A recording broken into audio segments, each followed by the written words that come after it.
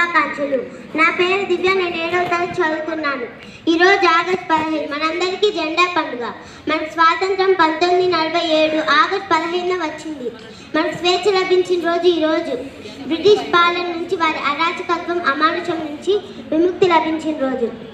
వ్యాపారం పేరుతో మన దేశానికి వచ్చి మన అమాయకత్వాన్ని ఆసరగా చేసుకొని, మనల్ని బానిసంగా చేసుకొని మనపై పెత్తనం చెలాయించారు. 200 సంవత్సరాలు బ్రిటిష్ పాలనలో ప్రజలందరూ ఎన్నో కష్టాలు పడ్డారు.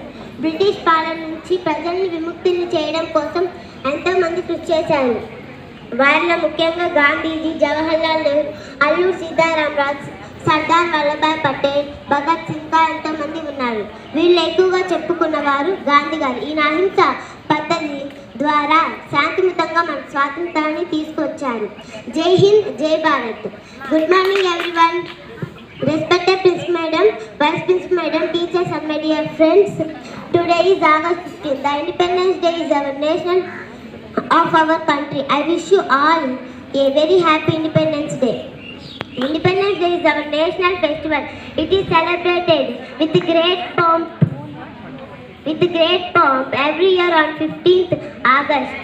This year we are celebrating 78th Independence Day of our country. It is a very important day for all of us. We got independence on 15th August 1947 from the British rule.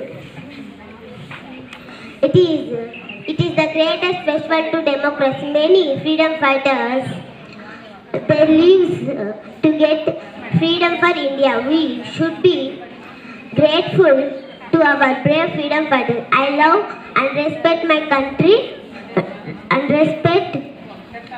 very much, and I am proud to be an Indian. Jai Hind, Jai Bharat. Subhodaya. प्रधान अध्यापिका जी की